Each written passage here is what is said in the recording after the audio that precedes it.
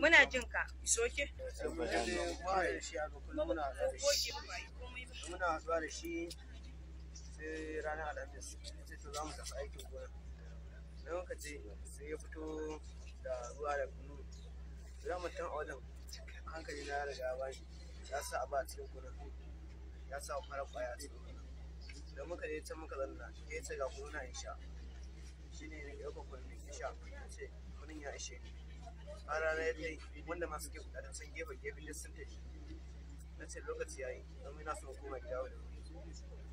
Na tafi ya ɗauki buhun sai muka tafi muna tafiya kawai sai rugo da gudu sai ya jawo ni wani kwari ina da yadda takalmi na a wajen da kwari na ina zuwa sai ya jawo ni yana jawo ni ya sabon kebul a wurana na yi kokari da na cire kebul nan muka kamo kowa da shi na ruga da gudu sai na fi dutse na faɗi sai idan ne ina kokarin janye hannun shi sai da kawai na rangwabe kawai na suna wajen bayan ya gama abin da zai yi shine sai na kama yayi ina wa kawai na samu inuwa na fake a wajen ina ta iyo ina ta kiran mutane a taimaka min to ga wani bai lace dan musu bi ne karamin ke kan je a wajen sai dai kira ban ya taro me yasa ta na ce wallahi mu da wani aiki shi ne ma haka shi ne ta to yana zuwa ya hakuri yana zuwa zai je kira masu angonin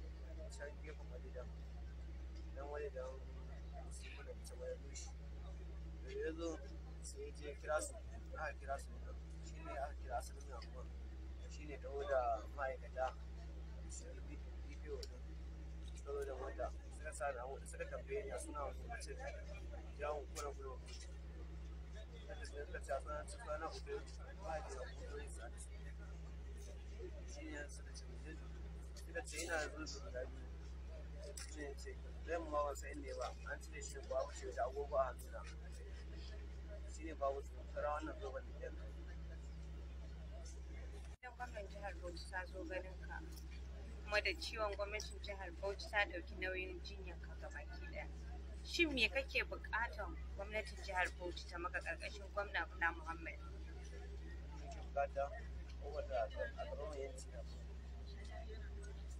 Shi ne buƙatar ka? Me yake so?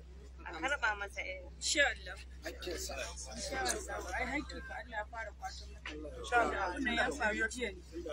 Kuma yau gashi har an kama shi. An tabbatar da cewa an same shi an kama shi. Kuma ana ganin an samu har da idanu a cikin gidansa shaida ya riga da ya nuna. Mai girma gwamna yana jinjina maka kuma suna can za su zauna da kwamishina na 'yan sanda. Kuma za su tabbatar da cewa ya kuma ba da ashuwa da cewa lalle a yi hukuncin da ya kamata wai su masu gani don su daina. Ibin to alƙalai su suke da hukunci a yau. Amma insha Allah za a yi kokari karan kanmu a matsayin mu na iyaye da jihar Bauchi. Don a dinga ganin irin wannan abubuwa su za mu ja hankalin iyaye.